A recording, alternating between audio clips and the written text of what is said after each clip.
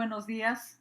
Bienvenidas a todas y a todos quienes nos acompañan el día de hoy en esta importante y trascendente conferencia a cargo de la consejera Dania Paola Rabel Cuevas. Es un placer para la Universidad Autónoma de Guerrero y para el Instituto Internacional de Estudios Políticos Avanzados Ignacio Manuel Altamirano tenerle con nosotras de manera tan oportuna.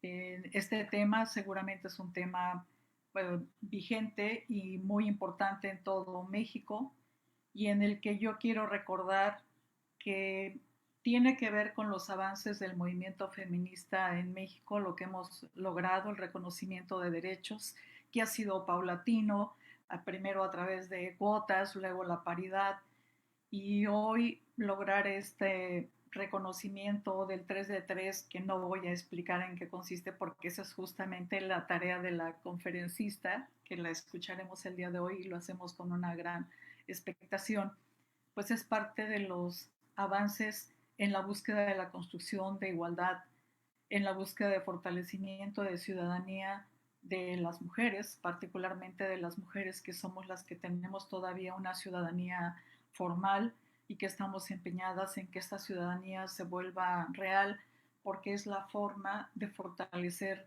la democracia. Una democracia que todavía tiene un fuerte sesgo androcéntrico y androcrático y que participaciones como la de hoy organizadas con este tema me parece que van caminando hacia esta construcción de la ciudadanía plena de las mujeres, que es un objetivo todavía me parece que de largo plazo, pero que en el que vamos avanzando poco a poco. Quiero hacer referencia también a la importancia de la sinergia, esta palabra que se dice a veces con tanta frecuencia y que hoy es una forma, hoy en esta actividad que tenemos, es una forma de ilustrar de qué trata la sinergia. Este esfuerzo combinado entre instituciones tan importantes que han sido tan fundamentales para la construcción de la democracia en México como es el INE. Esta institución que dio y que generó transparencia y que ha generado elementos de igualdad en la competición electoral y que hoy tiene este compromiso con la construcción de la igualdad y la ciudadanía, hoy combinada con la colaboración de una institución pública dedicada a la educación superior como es el IEPAIMA, ¿no?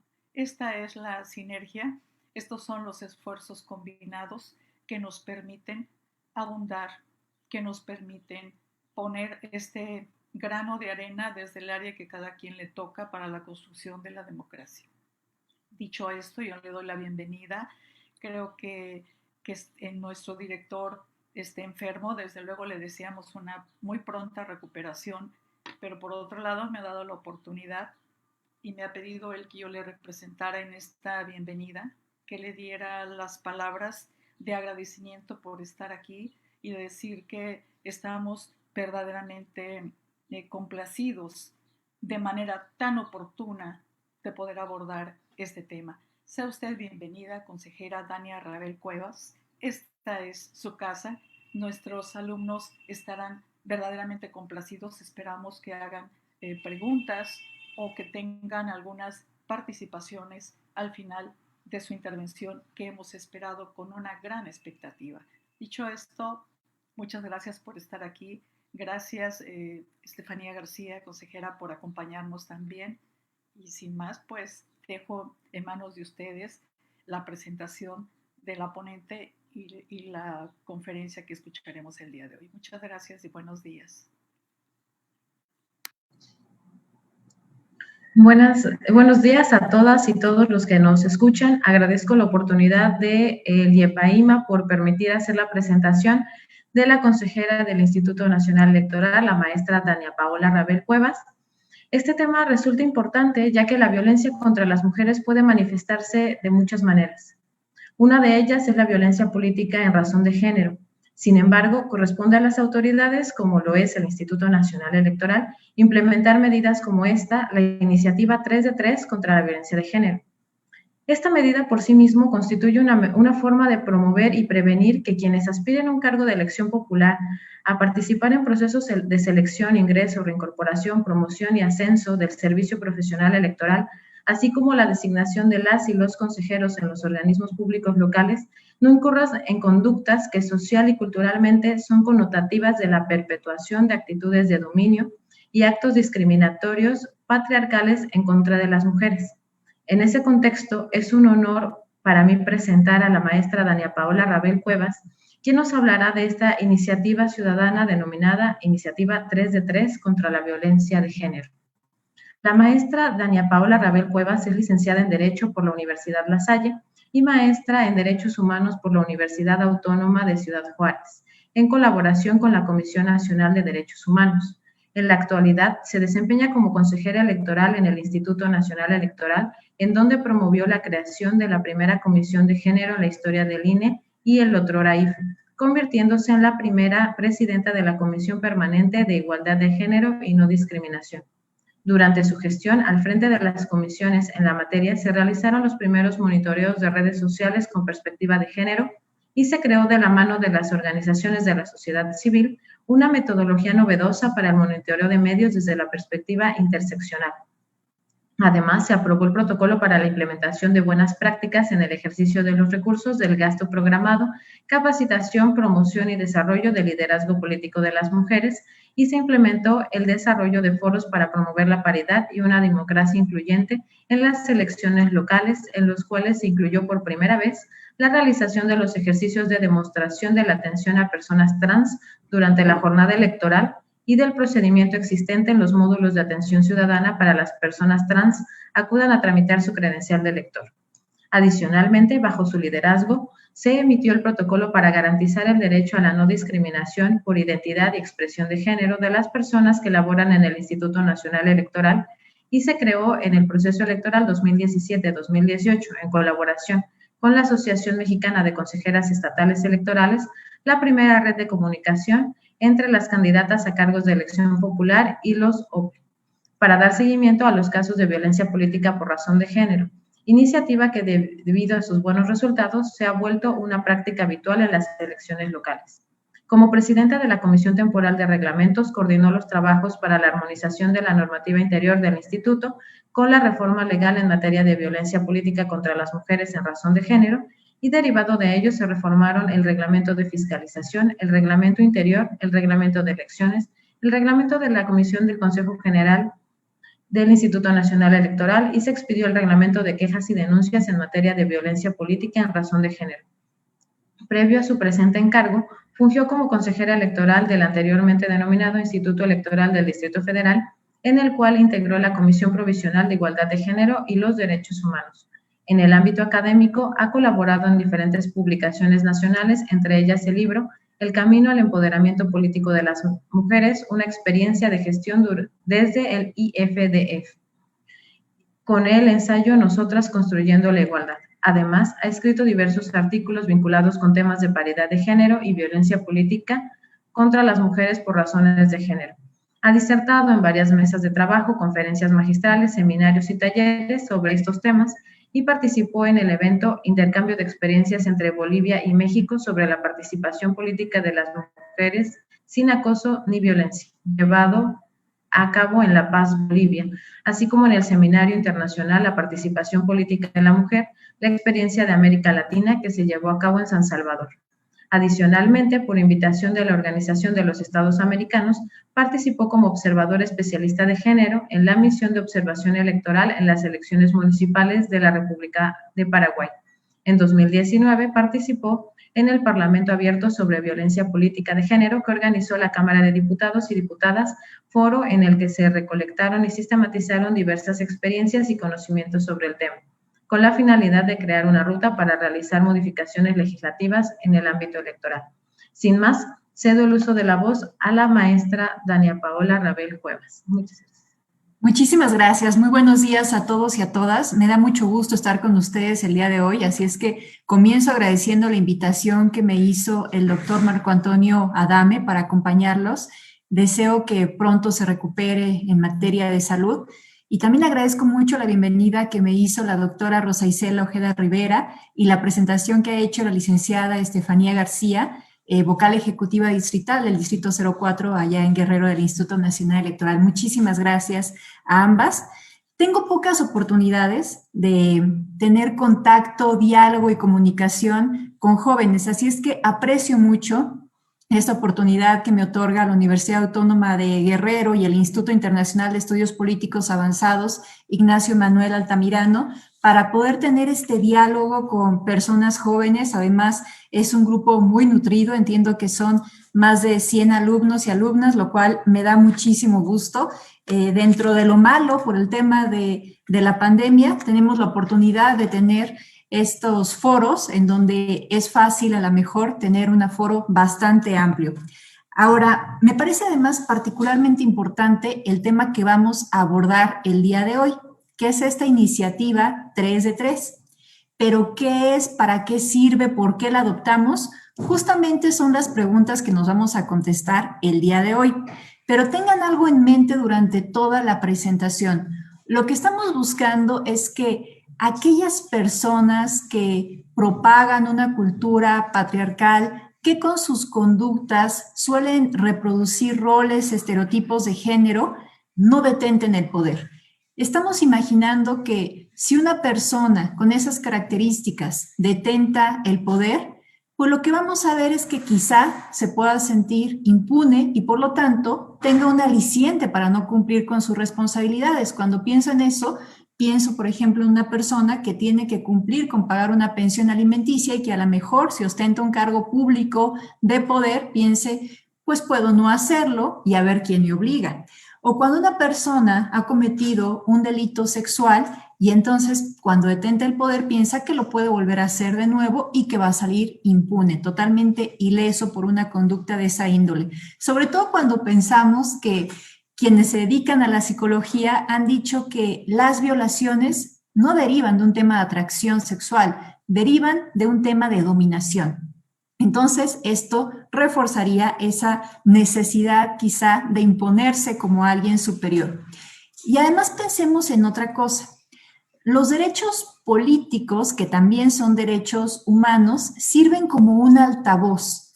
Dan voz a las personas, potencian su voz y hacen que los demás las escuchen. Entonces, preguntémonos si queremos a lo mejor en el poder a alguien como el expresidente de Estados Unidos, Donald Trump, que durante su mandato se filtró una conversación que tuvo antes de ser presidente, en donde decía cosas como que cuando eres una estrella le puedes hacer lo que sea a las mujeres, puedes llegar y agarrarle la vagina.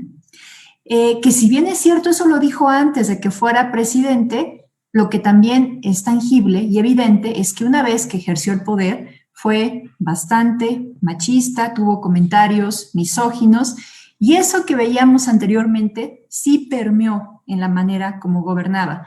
O alguien como Silvio Berlusconi, que en su momento dijo que las violaciones se podían dar en cualquier momento, por cualquier causa, y que ojalá tuvieran en Italia tanto soldados como chicas guapas.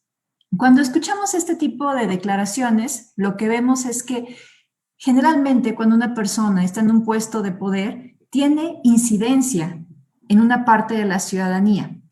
Y si están reproduciendo este tipo de expresiones que perpetúan la desigualdad entre hombres y mujeres e incluso las profundizan e incluso también a muchas personas les hace creer que este tipo de comentarios resultan adecuados e incluso están protegidos por la libertad de expresión, pues vamos en mal camino para lograr una cultura de la igualdad y tener una sociedad mucho más incluyente.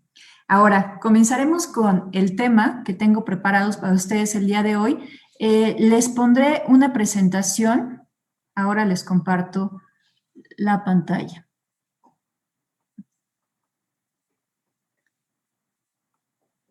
Me parece que para hablar de esta iniciativa 3 de 3, tenemos que retomar algunos antecedentes importantes.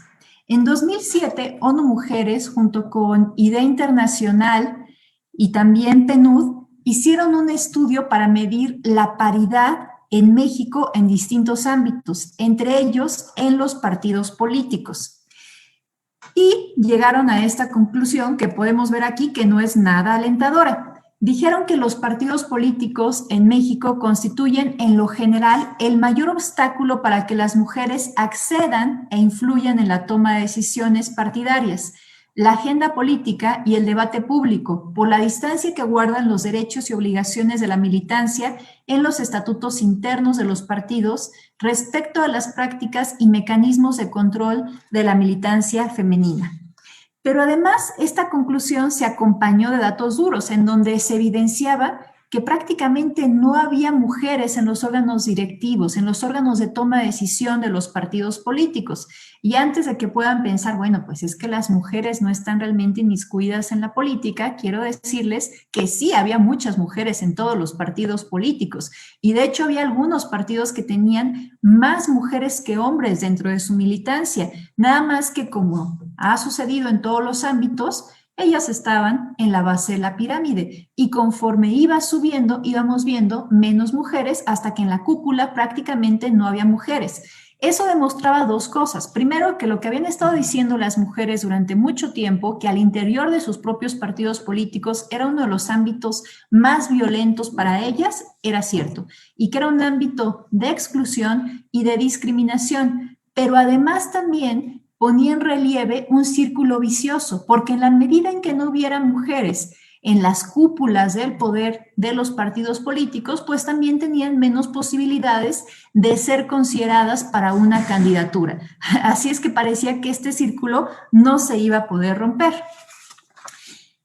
Viendo estas quejas, estos antecedentes, estos resultados, en el marco de la campaña He for She de ONU Mujeres y también en el marco del proceso electoral 2018, el 20 de octubre de 2017, los partidos políticos con registro nacional que teníamos en ese momento se comprometieron a 5 cosas, dentro de las cuales estaba implementar un protocolo de prevención, atención, sanción y reparación del daño en caso de violencia política contra las mujeres por razón de género. Y aquí es importante decir algo. Se dejó esta tarea en principio a los partidos políticos porque hay un principio que es un baluarte para ellos, que tiene que ver con el hecho de su facultad de autodeterminación u autoorganización, que en otras palabras es prácticamente la posibilidad que tienen los partidos políticos para determinar las reglas que van a regir al interior del propio partido político y si hay un conflicto, cómo se va a resolver este conflicto. Así es que se dejó esto en su ámbito, asumieron el compromiso, estuvieron ahí presentes en el evento público que se llevó a cabo en las instalaciones del INE, los presidentes de todos los partidos políticos, nada más había una presidenta que era Jacob Polewski, porque estaba en funciones de presidenta del partido como secretaria general, porque el presidente pues ya era presidente de la República, el presidente del partido, y ya no estaba ejerciendo como presidente de Morena. Entonces, lo asumieron, hicieron el evento público, se comprometieron y firmaron delante de todo el mundo estos compromisos. Llevamos a cabo 3 reuniones de seguimiento para ver cómo iban estos compromisos. Me centro específicamente en el protocolo para prevenir y atender los casos de violencia política contra las mujeres por razón de género al interior de los partidos políticos, que es el que nos ocupa y que vamos a ver tiene que ver con el tema de la llamada 3 de 3. Con estas 3 reuniones, lo que pudimos advertir es que a pesar de que todos los partidos políticos se habían comprometido a hacer este protocolo, pues por ejemplo el partido entonces denominado Encuentro Social, pues no tenía el protocolo, no lo había hecho. Y el Partido del Trabajo, pues simplemente está en rojo porque no había reportado nada, no contestaba los requerimientos y no sabíamos si sí lo tenía o no. Entonces no podemos decir con certeza tampoco que no lo tenía. Un año después de que se asumió este compromiso, la verdad es que pensé, bueno, ¿y qué habrá pasado con el protocolo? ¿Cómo se implementó? ¿Cómo funcionó? ¿Qué obstáculos tuvieron? ¿Cómo están los procedimientos que tienen los partidos políticos? Y en un ánimo muy optimista de mi parte dije, hagamos una reunión para ver qué fue lo que pasó con todos los partidos políticos en donde incluso narren su experiencia y por lo tanto podamos saber, pues si tuvo un problema un partido político, a lo mejor otro también lo enfrentó y asumió algo para poderlo resolver y se pueden intercambiar los aprendizajes y esto puede funcionar bastante bien. Así es que como no era un proyecto del INE, como lo dije, era un proyecto de ONU Mujeres en el marco de la campaña He for She, me comuniqué con la representante de ONU Mujeres en México y le dije, oye, ¿qué te parece que hagamos una reunión para saber cómo funcionó este protocolo que se comprometieron a hacer los partidos políticos? Le pareció una muy buena idea. Más o menos un mes después de que tuve yo comunicación con ella, me habló por teléfono y me dijo, oye, Dania, pues es que la verdad no pude llevar a cabo la reunión porque mandé las invitaciones y en el primer intento ningún partido político me confirmó su asistencia. En el segundo intento, 2 representaciones me dijeron que a lo mejor asistían. Entonces, pues por favor, ayúdanos y que convoque el INE. No podía, desde mi punto de vista, convocar únicamente el INE porque, reitero, no era un compromiso que se hubiera asumido ante el INE. Sin embargo, creo que sí podíamos coadyuvar desde la perspectiva de que solemos ser los interlocutores con los partidos políticos.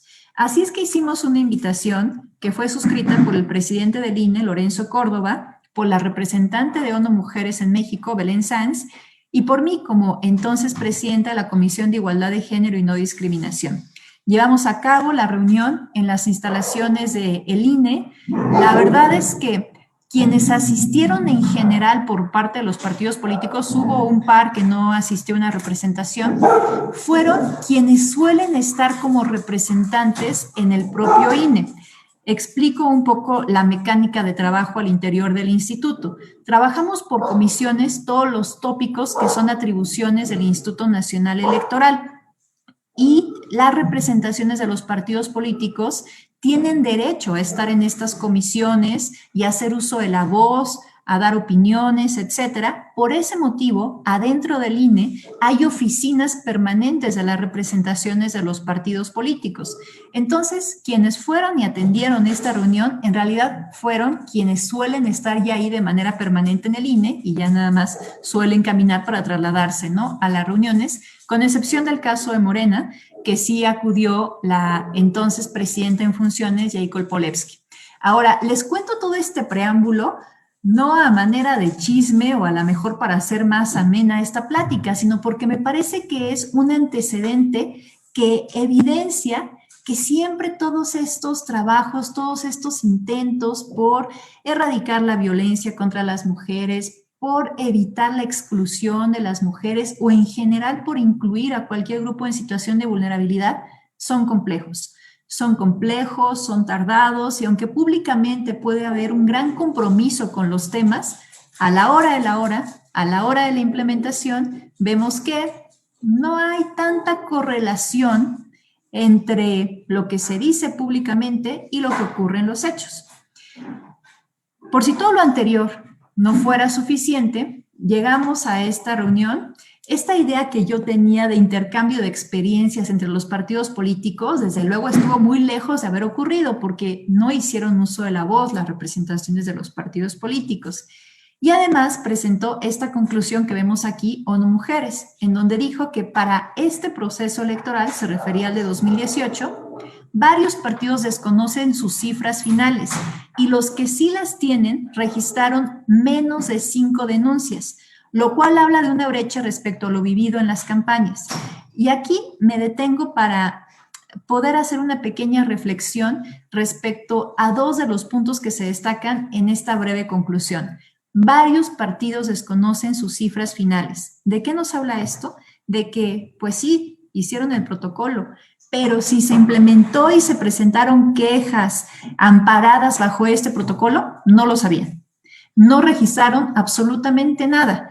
No podían incluso decir que no se hubieran presentado porque simplemente pues no llevaron ese registro.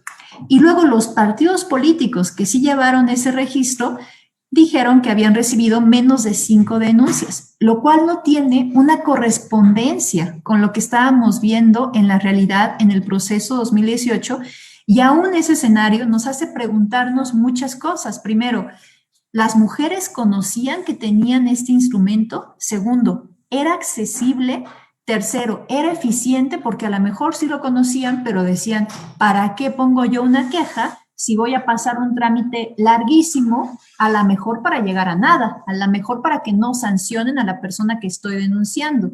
En fin, dejaba muchísimas inquietudes este tema. Y fíjense, nada más para seguir sobre el rubro este de los intentos de simulación. Todavía, respecto a este protocolo, hubo un momento en donde me hablaron las mujeres de un partido político para decirme, oye, Dani, estamos muy preocupados porque algunos hombres del partido político quieren eliminar el protocolo que habíamos hecho. No sabemos ya qué hacer, qué decirles, pues para que no lo eliminen. Ayúdanos. Y ya lo único que se me ocurrió decirles es, a ver, díganles una cosa. Si ellos abrogan ese protocolo, yo voy a salir a decir a medios que ellos se comprometieron a hacerlo y nada más simularon que lo hacían, o bueno, lo hicieron, pero para nunca implementarlo en la vía de los hechos, que ahora se han convertido en el único partido político con registro nacional que no tiene ese protocolo y que esto se convirtió, por lo tanto, en una simulación del cumplimiento y de actuación a favor de los derechos de las mujeres. Al final, no lo quitaron, pero pues ahí estuvo ese ánimo, ¿no? Digamos, tras bambalinas. Ahora, les decía yo, cuando les hablaba de este compromiso que asumieron los partidos políticos en el marco de la campaña He for She, de este principio que rige la función de los partidos políticos, este principio de autodeterminación o de autoorganización.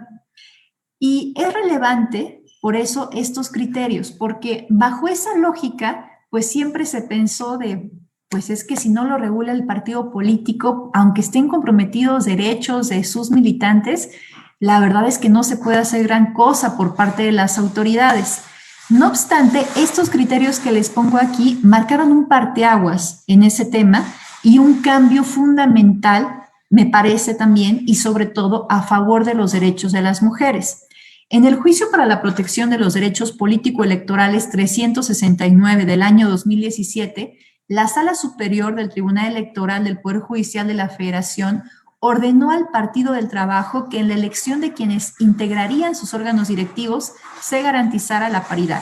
Con esto, básicamente, el mensaje que está mandando la Sala Superior es, sí, tienes tú la facultad de autodeterminarte, nada más que cuando hagas eso, tienes que cumplir con los parámetros constitucionales, como por ejemplo el principio de paridad de género, y no puedes tener un máximo órgano en donde no tengas mujeres. Y además esto se convirtió en una jurisprudencia en la 20-2018. Esto es relevante porque ya no nada más era una sentencia que ordenaba a un partido político, sino que se convertía en una instrucción vinculante para todos los partidos políticos. Después esto se profundizó en el Juicio para la Protección de los Derechos Político-Electorales 123 del año 2019, porque el PRI decía, a ver, pues sí, pero tú nos dijiste a través de esta jurisprudencia que teníamos que poner mujeres en nuestros órganos de toma de decisión, pero esta Conferencia Nacional de Honor no es realmente un órgano de toma de decisión, es más un órgano honorífico. Y entonces la Sala Superior dijo, no, también en todas las estructuras del partido político tienes que cumplir con el principio de paridad de género y respetar con eso los derechos humanos.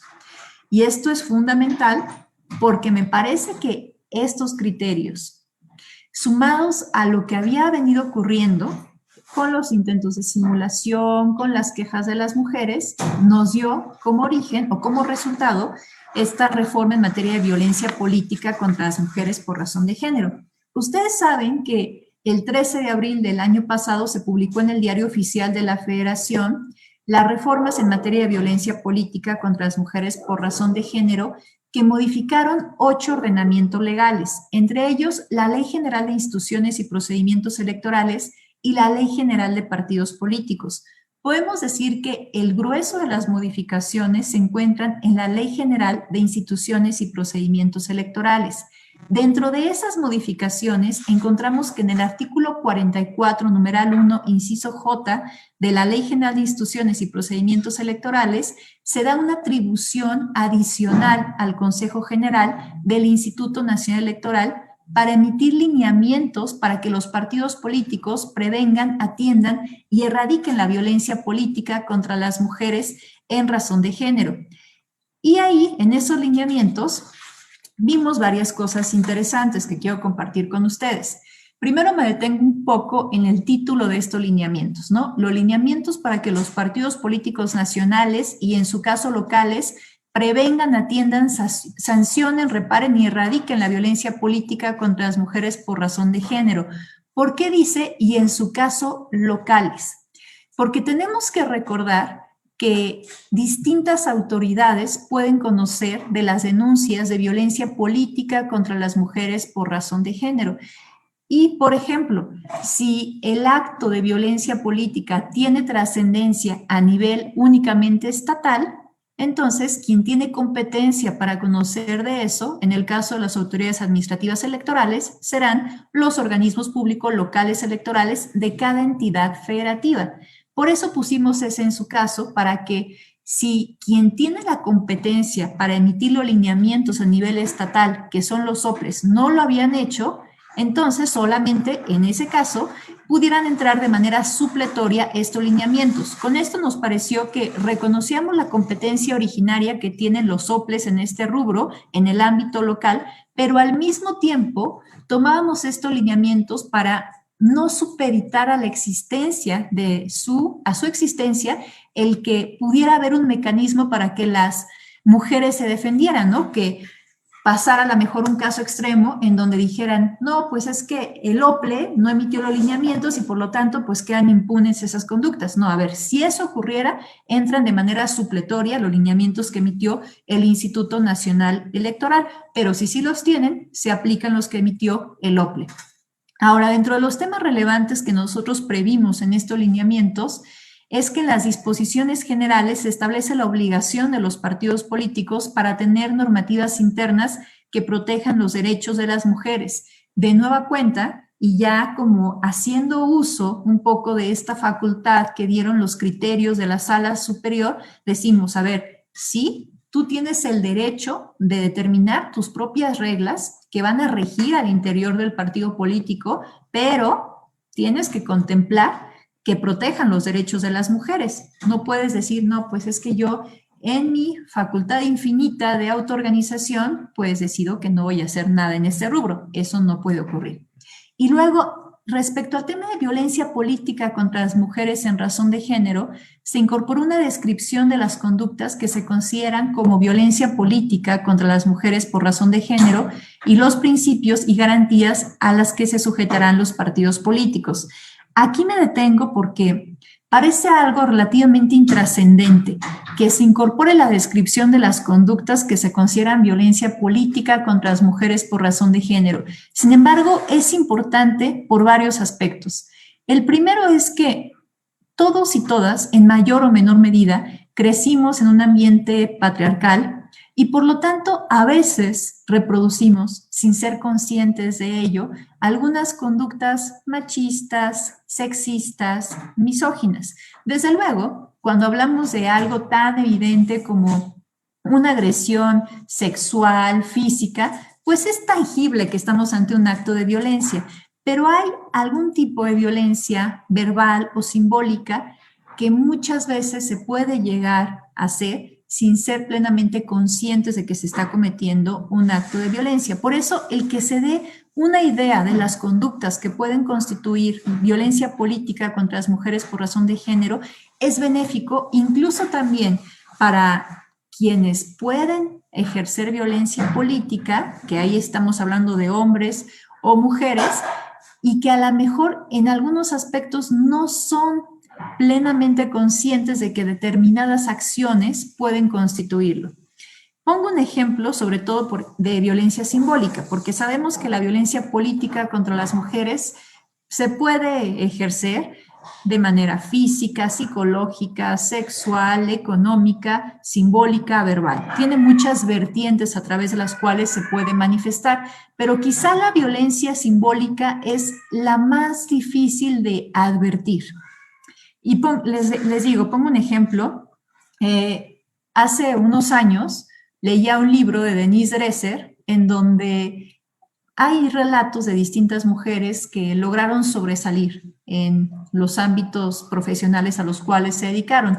Dentro de ellos viene uno de la doctora Jacqueline Pechard. La doctora Pechard fue consejera electoral en el entonces Instituto Federal Electoral. Cuando ella fue consejera electoral, ella era la única mujer en ese puesto. En ese momento, en el relato que ella cuenta, ella fue presidenta de la Comisión de Prerrogativas y Partidos Políticos. Esa comisión es la encargada a la fecha de llevar a cabo el seguimiento y desahogar todo el procedimiento de aquellas organizaciones que quieren constituirse como partidos políticos nuevos. Y da un dictamen que después se ve en Consejo General, en donde se determina si procede o no otorgarles el registro. Entonces, como presidenta ella de la comisión, estaba encargada de coordinar esos trabajos y una organización que buscaba hacer un nuevo partido político pidió una audiencia con la comisión. Se le dio, se le recibió, ella narra que se le recibe en un salón donde ponen 2 mesas. De un lado de la mesa se sienta ella con los consejeros electorales integrantes de la comisión. Enfrente de la mesa se sientan las personas que iban en representación de esta organización. Ella, como presidenta de la comisión, hace uso de la voz, les da la bienvenida, les dice cuáles son las instrucciones, el procedimiento que deberían de seguir para que ellos pudieran acceder a este registro como partido político nacional. Cuando termina de hablar ella, hacen uso de la voz los representantes de la organización y se da cuenta que nunca se dirigen a ella, ni siquiera la voltean a ver. Le hablan a sus compañeros integrantes de la comisión, que eran puros hombres, no, sin importar que ella era la presidenta de la Comisión de Prerrogativas y Partidos Políticos. Ella era la única que había hecho uso de la voz. Ella también era consejera electoral, igual que sus compañeros, y también iba a votar en el Consejo General del Instituto entonces Federal Electoral para, en su caso, darles el registro como partido político nuevo. Simplemente la ignoraron. Y eso es para mí un claro ejemplo de violencia simbólica, porque lo cierto es que genera cierta incomodidad. Quien está siendo la víctima directa puede percibir que algo no está bien, pero no es tan evidente como otro tipo de violencia. Por eso es importante que se tengan estas descripciones que nos den un acercamiento a aquellas acciones, omisiones, actitudes, conductas que pueden constituir un acto de violencia política contra las mujeres por razón de género. Pero también es importante para las mujeres que pueden ser víctimas que tengan este marco, esta guía descriptiva de conductas que pueden ser violencia política contra ellas por razón de género, porque a veces tampoco las propias mujeres logran identificarlas porque han normalizado algunas conductas. Para mí fue muy ilustrativo que cuando fui presidenta de la Comisión de Igualdad de Género y No Discriminación, después del proceso electoral 2018, decidimos mandar unos cuestionarios a las consejeras locales y distritales para saber si habían sufrido violencia política por razón de género en el desempeño de su encargo. Y esa era precisamente la primera pregunta. Y después, en el cuestionario, venían algunos ejemplos de acciones que constituían violencia política contra ellas por razón de género y tenían que decir nada más si sí o no habían sufrido alguna de esas conductas. Digamos que el 98% de quienes contestaron ese cuestionario respondieron a la primera pregunta que no habían sufrido un acto de violencia política contra ellas por razón de género en el ejercicio de su encargo. Pero después, en alguna o en varios de los ejemplos que se habían puesto ahí de acciones que constituían violencia política, decían que sí.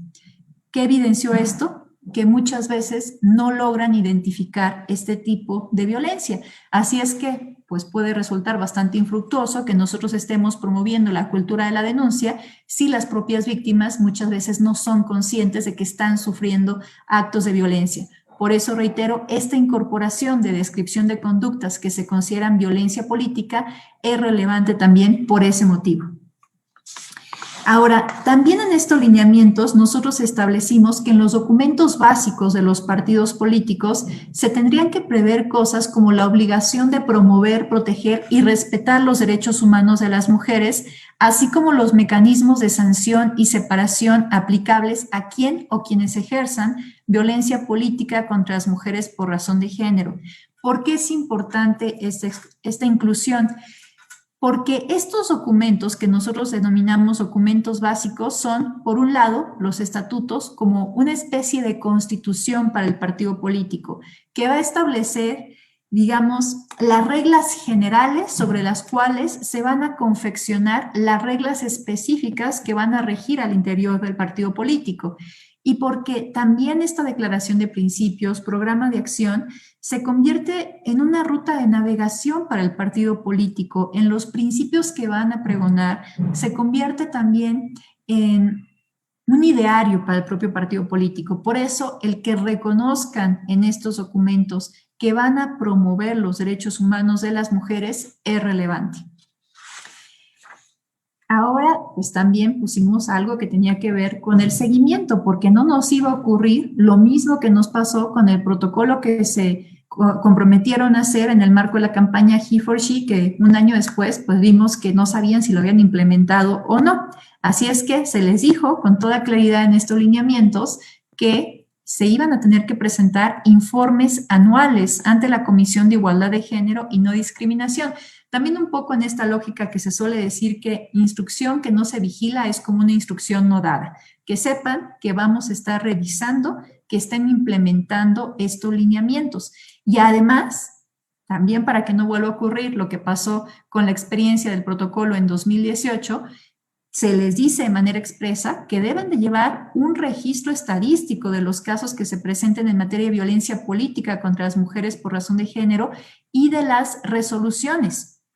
Ahora, no solamente por una cuestión de darle seguimiento puntual a la implementación de los lineamientos, sino también para saber cómo están funcionando, qué debilidades han presentado en sus procedimientos e incluso poderles dar recomendaciones hasta de ciertas capacitaciones para que puedan solventar las problemáticas que se vean reflejadas cuando se presenten estos informes. Ahora, he dicho de manera constante que el hecho de que las mujeres estén siendo postuladas de manera paritaria con los hombres no garantiza que estén ya compitiendo en condiciones de igualdad. Y esto no se garantiza por varios motivos. Uno de ellos tiene que ver con los recursos públicos. Ustedes saben que el Instituto Nacional Electoral le da recursos públicos a los partidos políticos para que cumplan con sus funciones. Entre ellos, les da recursos públicos específicos para las campañas electorales. Hicimos un análisis en el proceso electoral 2017-2018 para saber cómo se habían repartido los recursos entre hombres y mujeres, recordando que teníamos exactamente el mismo número de candidatos y de candidatas. Y aunque vimos que se les dio un poco menos a nivel federal a las mujeres, la brecha no fue tan profunda como lo que vimos a nivel local, en donde la brecha sí fue mucho mayor. En pocas palabras, pues parece evidente que no podemos nosotros decir que las mujeres ya están compitiendo en condiciones de igualdad cuando de entrada no les dan los mismos recursos para competir a los que se les dan a los candidatos, ¿no? Entonces, pues no van a tener lo mismo para acercarse a la gente, para hacer mítines, para la compra de propaganda, etcétera, ¿no? Y es algo que tenemos que revertir. En ese sentido, en los lineamientos para que los partidos políticos prevengan y atiendan la violencia política contra las mujeres en razón de género al interior del partido, establecimos un artículo en donde dijimos, a ver, al menos el 40% del financiamiento público que recibes se lo tienes que dar a las mujeres para las actividades de campaña. Luego, también otro rubro en donde advertimos que las mujeres no están compitiendo en condiciones igualitarias es en la cobertura mediática. En el marco del proceso electoral 2018, en donde hubo postulaciones paritarias para las diputaciones y para las senadurías, advertimos del monitoreo de medios que hicimos a través de la Dirección Ejecutiva de Prerrogativas y Partidos Políticos que pues hubo una mayor cobertura para los hombres, ¿no? Un 26.71% para los hombres en el caso de diputaciones frente a un 17.48% para las mujeres. Y en el caso de las senadurías, un 32.38% para los hombres frente a un 19.33% para las mujeres. La diferencia que queda ahí para llegar al 100% es porque no hubo una distinción de género en la cobertura, pero en las que sí lo hubo una mayor cobertura para los hombres. Desde luego el INE no puede ordenarle a los medios de comunicación que cubra a las mujeres, que cubra a las candidatas, porque eso parte también de la libertad periodística que tienen los medios de comunicación, que es una vertiente de la libertad de expresión. Pero lo que sí podemos hacer es tratar de revertir esta desigualdad en la aparición de medios, específicamente de radio y televisión, a través de los spots de los partidos políticos. Ustedes saben que los spots de los partidos políticos pasan en tiempos del Estado, es decir, el INE en los tiempos oficiales establece cómo se van a repartir de manera igualitaria el tiempo en radio y televisión entre todos los partidos políticos existentes. Así es que dijimos, a ver, dentro de los promocionales que hagan los partidos políticos, al menos en el 40% se tiene que garantizar la presencia de mujeres. Y así llegamos, dentro de estos lineamientos, a la famosa 3 de 3. En el artículo 32 de estos lineamientos establecimos que los partidos políticos deberán solicitar a las y los aspirantes a una candidatura firmar un formato de buena fe y bajo protesta de decir verdad, en donde tienen que decir que no son una persona condenada o sancionada mediante resolución firme por violencia familiar o doméstica o cualquier agresión de género en el ámbito privado o público, que no son una persona condenada o sancionada mediante resolución firme por delitos sexuales contra la libertad sexual o la intimidad corporal, que no son una persona condenada o sancionada mediante resolución firme como deudor alimentario o moroso que atente contra las obligaciones alimentarias, salvo que acredite estar al corriente del pago o que cancele en su totalidad la deuda ante la instancia que corresponda. ¿Qué es lo que va a ocurrir? Imagínense ustedes que van a buscar un empleo y su futuro empleador les pregunta en la entrevista de trabajo, oye, pero ¿tú nunca has estado en la cárcel? Y ustedes dicen, no, por supuesto que no. Y te dice, ok, ¿me puedes poner eso por escrito? Me lo pones aquí en una hojita y me pones tu nombre y lo firmas. Ah, por supuesto que sí. Entonces, en una hoja pones eso, ¿no? Que tú dices que no has estado en la cárcel.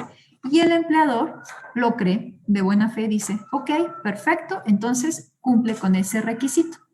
Esa sería la función que primero haría el instituto. Recibiríamos el formato donde nos están diciendo que no incurren en ninguna de estas hipótesis y lo daríamos por válido, salvo prueba en contrario, salvo que llegara alguien y dijera, por ejemplo, en el caso que le estaba poniendo, oye, ¿sabes qué? Que yo sí conozco a esa persona y yo sé que estuvo en la cárcel y aquí están las pruebas. Si alguien llegara y dijera eso, entonces sí, el INE investigaría y en el caso de los registros de candidaturas determinaría a partir de esa investigación que hiciera si le da o no el registro a la persona o en su caso, si ya se lo hubiera dado, si se va a cancelar ese registro como candidato o candidata. Ahora, una de las cuestiones que es importante que decirles es, y que se me estaba olvidando en la anterior lámina, es que, a ver, si ustedes leen cómo quedaron en los lineamientos establecidas esta obligación para presentar el formato, dice que los partidos políticos deberán solicitar a las y los aspirantes a una candidatura firmar un formato. En pocas palabras, la única obligación que pusimos ahí es que los partidos políticos hicieran esa solicitud, pero no estaba la obligación de quien aspiraba a la candidatura de presentar el formato, ni tampoco se decía qué es lo que iba a pasar si no se presentaba ese formato. En pocas palabras, lo que hubiera podido ocurrir es que llegara el partido político y dijera, no, yo sí cumplí con esto, yo se lo solicité a este aspirante a la candidatura, pero no me lo presentó. Es más, mira, tan se lo solicité que le mandé un oficio, aquí está, pero no me lo contestó.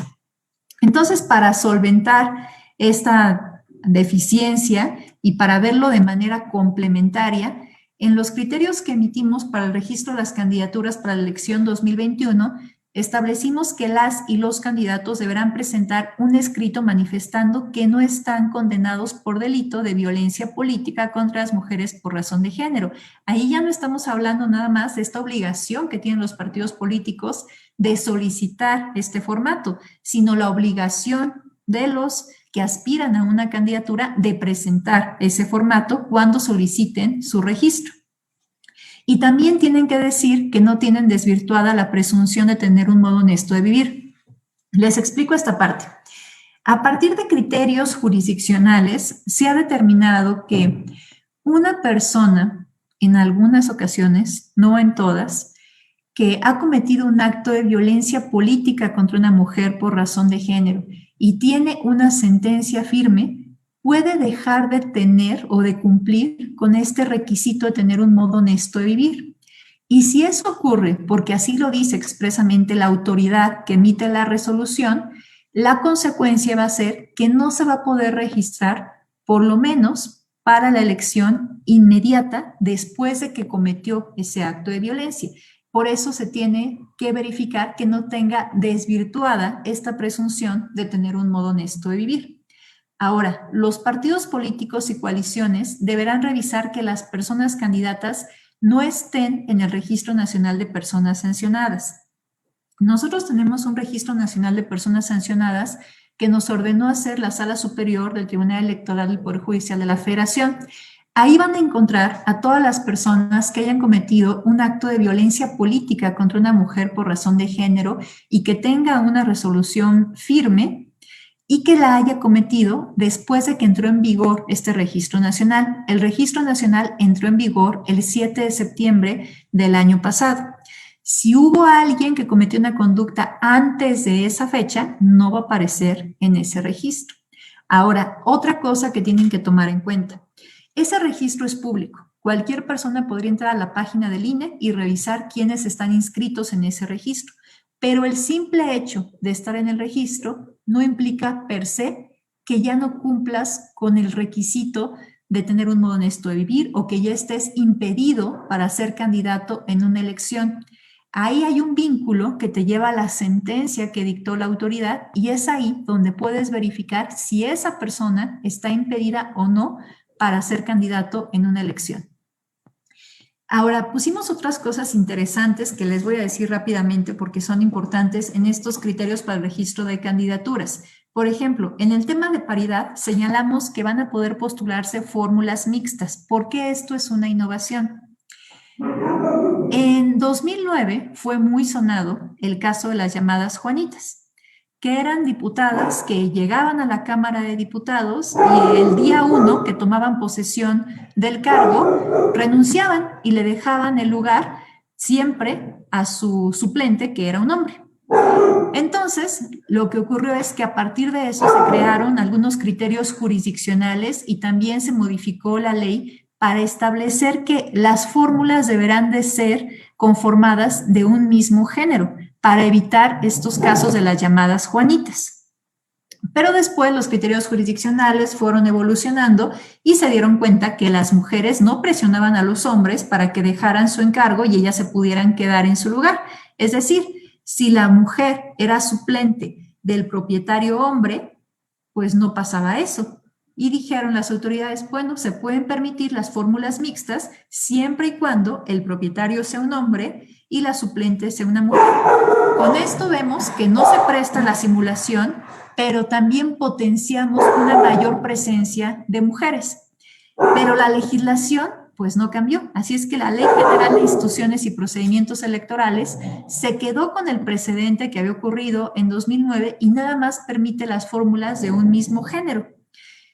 Por ese motivo, ahora para estas elecciones, como una acción afirmativa, vamos a permitir las fórmulas mixtas, nada más, reitero, con esta hipótesis, siempre y cuando se trate de una mujer suplente y de un hombre propietario.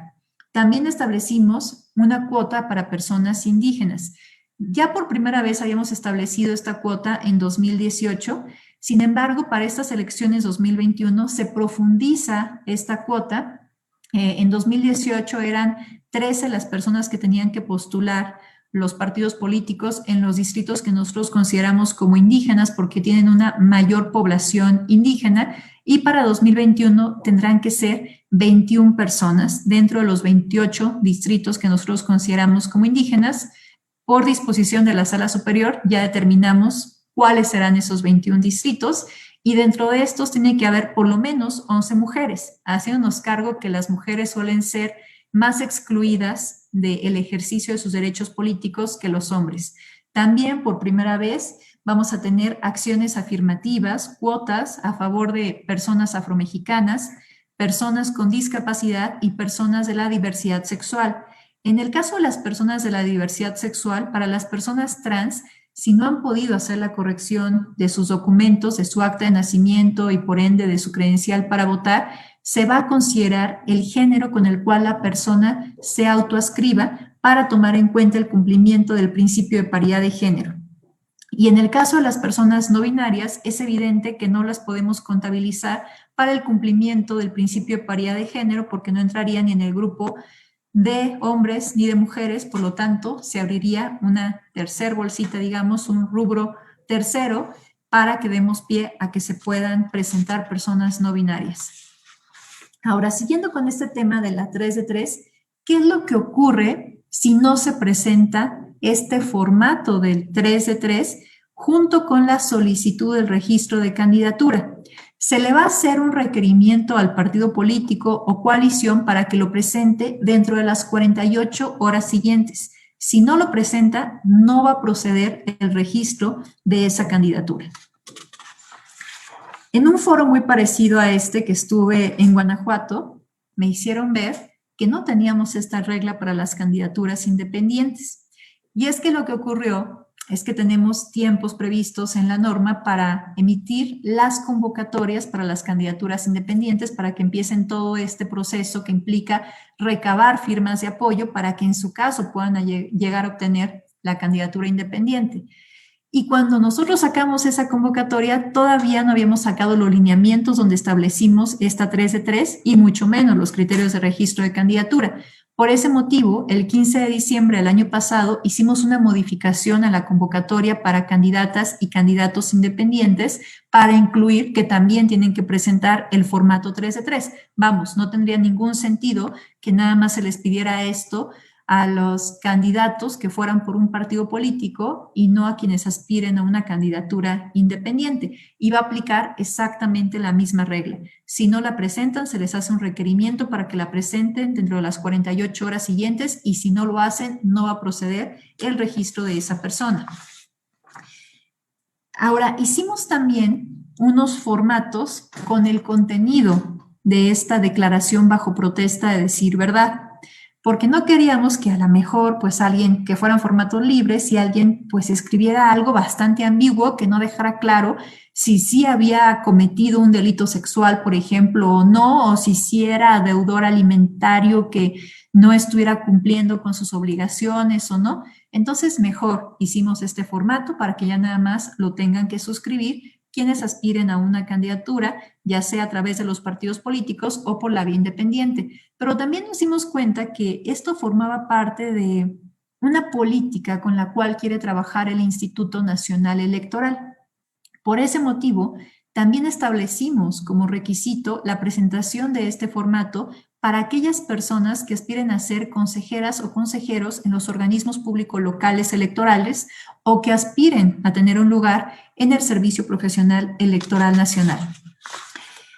Ahora, realmente, como en todo lo que tiene que ver con la inclusión de las mujeres, con el ejercicio pleno de sus derechos políticos electorales, este tipo de iniciativas, para que se logren concretar, implican mucho trabajo, muchos esfuerzos desde diversos ámbitos, sí el ámbito institucional, pero también el ámbito académico y el ámbito de las organizaciones de la sociedad civil. Esta lámina da cuenta de manera muy somera realmente desde cuándo empezó este tema, cuándo empezó a trabajarse y empujarse. E incluso yo podría decir que, aunque se está hablando de 2017, quizá esto comenzó un poco antes, porque las grandes promotoras de esta iniciativa fueron las constituyentes feministas de la Ciudad de México, que ahora son Constituyentes MX, Y en realidad ellas estuvieron trabajando y colaborando para la construcción de la Constitución de la Ciudad de México y ellas tenían esa iniciativa desde ese entonces y la Asamblea Constituyente fue en 2016. Estuvieron tratando de impulsarlas por diversos ámbitos.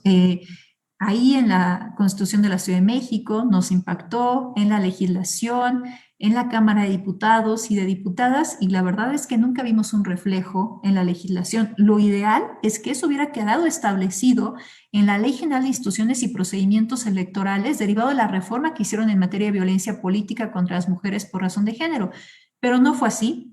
Se acercaron a últimas fechas con el INE y el INE tuvo una buena recepción de esta propuesta, pero ojalá que pronto la veamos reflejada en la legislación. Con esto concluyo. Me parece importante esta frase y oportuna de Celia Amorós, que dice que la diferencia se produce sola, la igualdad hay que construirla. Estoy convencida que la construcción de una sociedad igualitaria implica mucho trabajo. Estamos dando pasos en ese camino, pero todavía falta mucho por hacer. Muchísimas gracias. Muchas gracias.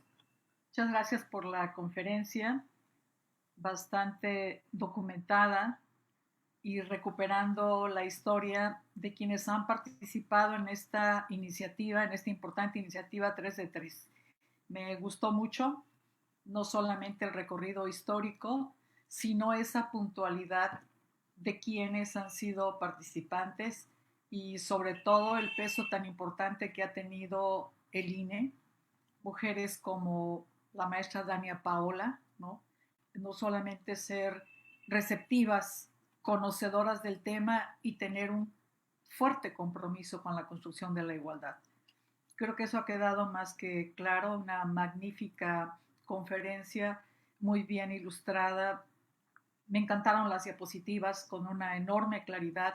Yo traté de tomar por lo menos 2 o 3 que me parece que son claves y no me queda más que felicitarla enormemente, felicitarnos por esta suerte de escucharla, de tenerla aquí de manera tan directa y tan oportuna. Dicho esto, tenemos algunas preguntas, algunas inquietudes de algunas personas que me gustaría formularlas en este momento. Las voy a formular tal como están porque no son muchas, son 4 y voy a leerlas todas de manera que la ponente posiblemente pueda armarlas en una sola intervención, a lo mejor más que contestarlas como preguntas sueltas, ¿no? Porque todas están como muy correlacionadas. La primera es, ¿todos los partidos políticos han actuado igual frente a estas acciones o algunos han estado más receptivos y más avanzados y otros han presentado más resistencias? Creo que esto lo vimos un poco en la exposición, ¿no? Por ejemplo, me quedó claro que el PT y el PRI pues tuvieron incluso algunas recomendaciones que pueden tomarse como sanciones morales, ¿no? Pero a lo mejor tiene más que ver con actualmente cuáles son más receptivos, ¿no? La otra pregunta, ¿es afectado la actitud de indiferencia del presidente Obrador respecto a los temas de la agenda de género al avance de estas leyes? Es decir, quiero entender que aquí plantean que estas declaraciones del presidente, donde parece que a veces no tiene tanta trascendencia la igualdad, que se afectan la actividad de organismos electorales como el de ustedes y el avance sustantivo de leyes. La otra pregunta es, ¿hay alguna estrategia para atender el fenómeno de que las mujeres son postuladas en los distritos en los que los partidos políticos son menos competitivos? Esta pregunta la formula Ángel Vargas. Elvira Nava nos comenta que esta información, la última que daba sobre las cuotas específicas, sobre los trans, afrodescendientes, dice que dado que es algo muy nuevo, probablemente mucha gente no la conozca y que valdría muchísimo la pena hacer una campaña de socialización de esa información, ¿no? Si no puede pasar lo mismo con los protocolos. De algunas, incluso siendo especialistas, pues no especialistas en tema de género y de violencia, de repente es una sorpresa saber que existen estos protocolos ya formulados, ¿no? Y me quedó un poco una inquietud. En el caso de una fórmula donde es el suplente quien no firma el formato 3 de 3, ¿qué pasa? ¿No? En el caso del propietario está claro ahí, si es el propietario el que no lo presenta, el organismo electoral puede conminar a las 48 horas y luego al final negar el registro. Pero si es el suplente, ¿cómo afecta esto al propietario y qué tipo de resolución hay? A lo mejor sí la hay, ¿no? Pero no la miré ahí en la conferencia. Pues muchas gracias, esas son las preguntas que están formuladas. A ver, con mucho gusto comienzo en el orden que fueron planteadas. Todos los partidos han actuado igual respecto a estas acciones. Yo quiero entender de manera muy global cuando hablamos de estas acciones, o sea, no solamente del tema de la 3 de 3, sino en general de la inclusión de las mujeres y de las garantías y a lo mejor los mecanismos que nosotros hemos contemplado para poder garantizar que las mujeres puedan ejercer plenamente sus derechos político-electorales. La respuesta es sí. Tenemos muchos ejemplos en donde todos los partidos políticos han incurrido en algunas de este tipo de conductas. Por ejemplo, sí tenemos los antecedentes viejos de las llamadas Juanitas, en donde estuvieron involucradas muchas mujeres del Partido Verde Ecologista de México, pero también tenemos otros más recientes, como en el caso de las llamadas Manuelitas en Chiapas en la elección de 2018, en donde de repente, después del día de la jornada electoral, en el OPLE empezaron a recibir muchísimas renuncias de mujeres a las cuales les podría corresponder un lugar por la vía de representación proporcional. En ese caso hubo responsabilidad por parte de diversos partidos políticos, ¿no? Y la verdad es que quizá una de las cuestiones más tristes y que tiene que ver justamente con la violencia que se ejerce al interior de los propios partidos políticos es que cuando las consejeras del OPLE de Chiapas les preguntaban a las mujeres por qué estaban yendo a renunciar, muchas de ellas decían que porque en su propio partido político, es decir, quien las estaba postulando y en quienes confiaban, les decían que era lo que les correspondía hacer, que porque como no habían ganado a la mejor por la vía de mayoría relativa, pues era lo que tenían que hacer, tenían que ir a renunciar ahora a los soples y no tenían idea de que les podía tocar un lugar por la vía de representación proporcional. En pocas palabras, las estaban engañando con la información. Eso también constituye un acto de violencia política contra las mujeres por razón de género. Lo que ocurrió también en 2018 en Oaxaca, en donde algunos partidos políticos postularon a hombres que se hicieron pasar por mujeres trans. Y ahí estuvieron involucrados, por ejemplo, el Partido Nueva Alianza, Movimiento Ciudadano, en fin, ¿no? Tenemos todavía muchas resistencias en distintos rubros, porque esto forma parte de una cultura machista que tenemos que ir deconstruyendo. Ahora, más allá de a lo mejor una postura específica de algunos gobernantes, lo que sí me parece cierto es que las exigencias de las mujeres cada vez son más escuchadas, quizá no a lo mejor con esa voluntad, con ese gusto con el que quisiéramos que lo fueran, pero pues las mujeres están saliendo a las calles, las mujeres no se están quedando calladas. Yo veo una generación de jóvenes, mujeres que son muy activas públicamente en redes sociales y que están luchando con gran furor por sus derechos, y creo que más allá de una voluntad personal que tengan quienes gobiernan el país, es imparable y lo estamos viendo, cada vez tenemos más avances, no por una concesión de quienes están muchas veces en los cargos públicos, un pleno convencimiento, sino por esa exigencia que cada vez es mayor por parte de las mujeres, y porque además también las feministas, las académicas, las mujeres que están como activistas en las organizaciones de la sociedad civil se han documentado, y no es nada más una percepción en donde digan, es que yo siento que me discriminan. No, hay datos duros que avalan justamente esas afirmaciones. Por ese motivo creo que hemos ido avanzando y seguiremos avanzando en esta materia. Ahora, respecto a si se tiene una estrategia para que no se mande a las mujeres a los distritos perdedores. Primero que nada hay que decir que eso ya está prohibido por la legislación Y en efecto, tenemos una estrategia desde las autoridades electorales para evitar que eso ocurra. Hacemos lo que nosotros denominamos bloques de competitividad. Revisamos los resultados que tuvieron los partidos políticos en las elecciones anteriores. A partir de eso, hacemos 3 bloques de competitividad. Uno que denominamos bloque de competitividad alto, otro medio y otro bajo, dependiendo de los resultados que obtuvieron, en donde ganaron todo, en donde ganaron algunos y otros no, y en donde de plano perdieron todo. Entonces, con estos bloques de competitividad, nosotros revisamos que los partidos políticos postulen a hombres y mujeres de manera igualitaria dentro de estos 3 bloques para evitar lo que ocurría antes, que mandaban exclusivamente a las mujeres a los distritos perdedores. Y sí coincido que tenemos que difundir estas nuevas acciones afirmativas que asumimos. La verdad es que fueron muy recientes, fueron por un acatamiento de la Sala Superior, pero en efecto tenemos pensado hacer una campaña de difusión para que se conozcan y sobre todo para que lleguen a los sectores a los que deben de llegar, para que se puedan inscribir estas personas que pertenecen a estos grupos en situación de vulnerabilidad y realmente se logre el efecto que estamos buscando con estas acciones afirmativas. E incluso también para evitar actos de simulación o de suplantación de las personas que pertenecen a estos grupos en situación de vulnerabilidad.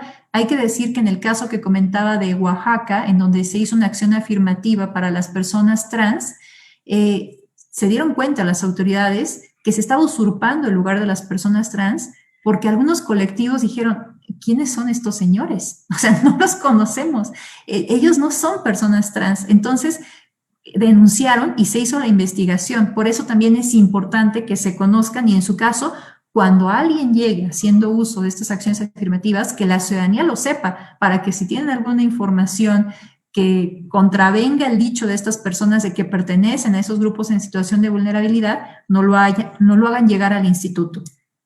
Ahora, respecto a qué pasa si el suplente de la fórmula no firma este formato 3 de 3.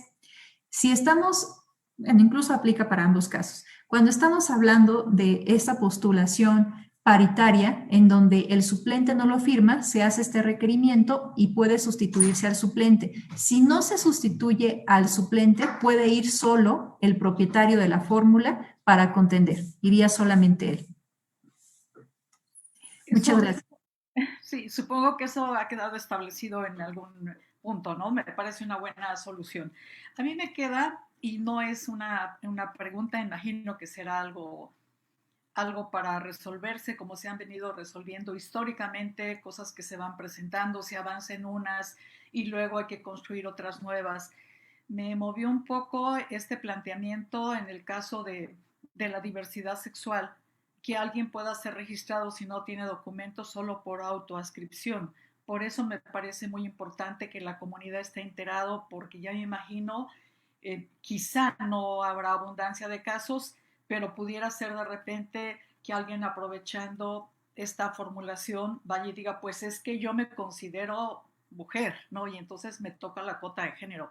No sé, creo que son cosas que solamente el tiempo y la participación nos ayudarán a ir perfeccionando, como ha ocurrido con la legislación en general, ¿no? Yo creo que ha sido magnífica y muy oportuna esta charla, esta conferencia, verdaderamente documentada, y tenemos la enorme ventaja de que queda en la página nuestra, queda completa, grabada, de manera que no solamente las más de 100 personas que han estado con nosotros hoy tendrán acceso, sino otras personas podrán seguir teniendo acceso y consultarla. Entonces, verdaderamente agradecida a nombre de la universidad, a nombre de la institución, a nombre del doctor Marco Antonio Adame Mesa, el director del IEPAIMA, por esta brillante conferencia. Y yo creo que ahora le tocaría clausurar, cerrar a la consejera Estefanía García, a quien dejo la palabra. Muchísimas gracias, un honor, un placer enorme haber tenido acceso a esta magnífica disertación y que nos queda grabada para consultas posteriores. Muchas gracias, buen día. Muchas gracias, agradezco pues la oportunidad de cerrar por parte del IEPAIMA. sin duda agradezco los conocimientos que la consejera Dania Rabel nos está compartiendo. Son temas novedosos. El Instituto Nacional Electoral, del cual pues estoy orgullosa de ser parte, siempre ha sido una institución incluyente que ha buscado que no solamente en este caso las mujeres, sino también, como ya lo comentó, grupos históricamente vulnerables como son los indígenas, las personas con diversidad sexual, pues puedan irse incluyendo entre otros grupos. Y sin más, pues siendo las 12 horas con 12 minutos, pues daríamos por clausurada esta actividad. Muchísimas gracias.